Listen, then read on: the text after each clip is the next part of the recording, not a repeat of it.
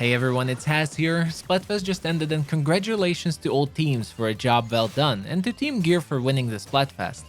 Today's video will be short or rather more chill, as I'd like to share my experience of Splatfest while playing some of my gameplay footage in the back, and I'm also curious what you all thought about this event, your overall impressions or even feedback to Nintendo, so let it all be known in the comments section. I hope this video will be somewhat thought-inducing on that part. Well, first, I was really excited to the return of Splatfest and the whole community aspect of it, as I think festivals such as this is so unique and amazing in video games. You just really feel everyone brought together and the whole hype around the event, which is one of a kind in my opinion. So that part I think was done really well. The aesthetics, deep cut, the cutscenes, music, everything just peaked with Splatfest. It was really awesome to experience from an aesthetic point of view. When the event started was possibly when my hype peaked as well. Everything felt magical and amazing, and from there, it was somewhat of a slow decline. While I think the deserted island theme was somewhat cute, one of the things that bugs me a little bit is that maybe it got a little bit too far. In the end, this is all just supposed to be for fun. I mean, what? The winning team just gets to take 3 bonus shells, right? Everyone else still gets 21 shells if you reach ruler rank during Splatfest, so it's really not that big of a deal. Yet, I felt things got a little bit too competitive and even mean for a moment here and there, without playing the system or degrading other teams, and I think that affected the overall vibe of Splatfest. So I think in the future Nintendo should come up with harder choices, or I'm not even sure how to word it, trickier teams that would encourage balance better for a healthy Splatfest. But this is just my subjective opinion about the vibe. Of course, people will get competitive, I know that can be changed, that's human nature. But I think that's where it's the company's responsibility to try to even the ground with a less opinionated choice of teams. The more objective problem I think with this choice of teams is that it was absolutely unbalanced population-wise, as the votes have shown. Team Gear having more than twice the numbers of Fun and Grub, and I think it was blatantly evident during the weekend too. It caused so many issues that people reported, from blend matches only against Team Gear, or Team Gear having lots of mirror matches against themselves for one. Then the issue of Team Fun winning half-time, and then because of the massive population imbalance, having absolutely atrocious Tricolor turf war rates. I believe Team Gear players had some horrible queue time, since for every 2 Gear player you needed 4 Fun players, and there were overall more than twice as many Gear players, so it's just math from there. All in all, I really hope not only the themes will be better in the future that encourages a more even population across the teams, though that is really hard with any 3-sided PvP event, but I also hope the Splatfest will encourage the community itself to bandwagon less and try to balance Splatfest for our own sakes too. For Day 1 Turf Wars, frankly, I had an amazing time on the other hand, and I really enjoyed the nighttime stages and music especially, and I think I had a positive win-loss ratio, so I definitely had more success than losses. But from what I hear, I was fairly lucky here. I really would love to hear everyone's thoughts here, because I'm not sure if only those leave comments who keep getting unbalanced matches, or was it really that big of a problem? So I'd love to hear experiences whether you had good matches or not. But yeah, apparently the matchmaking was atrocious during Splatfest and a lot of games were extremely one-sided.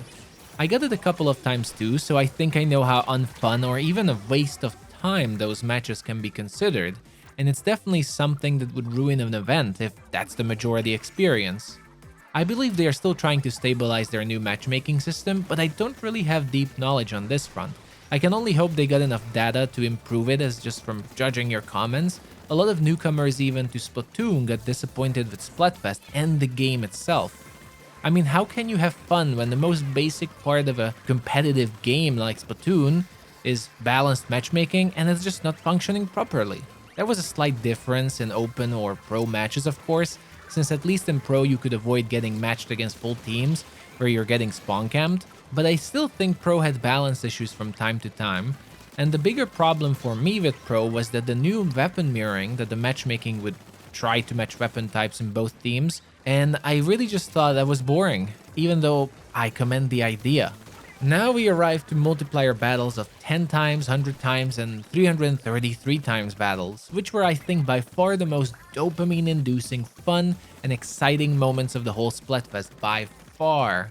It was the main reason I kept playing, to get those matches and get those victories for myself and the team. Just really brilliant system in itself. Sadly, like we discussed before, the system is also overshadowed by balance and matchmaking problems, followed by possibly the most unsportsmanlike behavior I've seen from certain players, intentionally disconnecting these matches to prevent the other team from getting their rewards. Once again, sadly, over-competitiveness ruining an otherwise fun and exciting reward for everyone, and I'm really not sure how this can even be fixed while still keeping Splatfest a competition. But right now as it is, it was mostly the better players who managed to get these battles since you have to keep winning, which immediately barred a large portion of the player base from not only enjoying this part of the Splatfest but also from contributing the same amount as others. The whole point of the system is supposed to be the idea that even the newest players would be able to have 100 times battles against similarly skilled opponents and win those points for their team. Not just pre-made teams and competitive players or the top percent, everyone would be able to contribute to winning Splatfest, which is so important. On this front, however fun they were, the system also somewhat failed. Then we get to Tricolor Turf Wars. Let's start with the positives and then we can be downers again. I honestly think Tricolor Turf War is an absolute blast. I had so much fun when I managed to get into it, and I really think it's a fun game mode with really cool objectives, and I think the pacing is also just exciting as the three teams are battling on the uniquely modified stages. Each time you split the defenders and try to get the ultra signal feels satisfying and gets your heart pumping, which is a nice twist to just a normal turf war. But sadly, that's pretty much where the positives end for me. I immediately dislike the idea that half-time score decides permanently which team will be on the defending side of a Tricolor turf war. I mean, just think about it. It's entirely possible that someone will never ever be on the defending side for all of Splatoon 3 if they get so unlucky with team choices, so there's that. And let's not even mention the pros and cons of whether your team is on the attacking or defending side. It goes back again to human competitive nature, but it should be better balanced so the system can be played. I personally would have loved to play as a defender too, as it seems like a lot of fun, but now I have to wait for the next Splatfest to even get a chance. Another reason I think a random defense or attack would be preferable is simply the matchmaking. The population problem between the teams basically ensured that Tricolor Turf War queues would be hell for Team Gear, and I've heard some people couldn't even get a single match during the weekend. A simple random team mode for Tricolor Turf War with its own matchmaking would completely solve this problem, and also wouldn't encourage queue dodging from the defending team since you wouldn't always have to defend.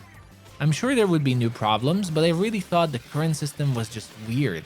I also do think that Tricolor Turf Wars will never ever be really fun if it is kept as a random sporadic game mode that people don't even have the chance to practice because of the random matchmaking itself. Just have it as a third mode where players can enjoy it if they want, and maybe add a separate clout reward system for it, and that's it. Now, it doesn't even deserve a mention, but once again, people disconnecting and quitting, losing 100 times battles, and Tricolor Turf Wars is just cheating the system and is as unsportsmanlike as it can be. I can only hope that Nintendo has some sort of idea for it, as it's by far the most demoralizing and Splatfest ruining thing that happened on a weekend. Now, I know, this video might have got a bit of a negative outlook on it, but I'd like to turn it around with the notion that I had a tremendous amount of fun, and all the criticism and complaints should be taken as a sign of how much I had fun with, and as a result of that, how much these problems have taken away from the even greater pleasure Splatfest could have been. Because that is really the truth to me. Splatfest was really fun, I love the idea, I love the event, but it needs some work, especially to ensure everyone can experience fun during the weekends, especially considering how short a Splatfest is. Some people might not even be able to fully experience it in just 2 days because of these problems, so where do we stand with that then? I probably could talk an hour more about everything on Splatfest, but I think these are my most immediate thoughts on the weekend, and I'd like to hear what your experience was. Did you like the Splatfest? Was it just average, or do you think it was a flop?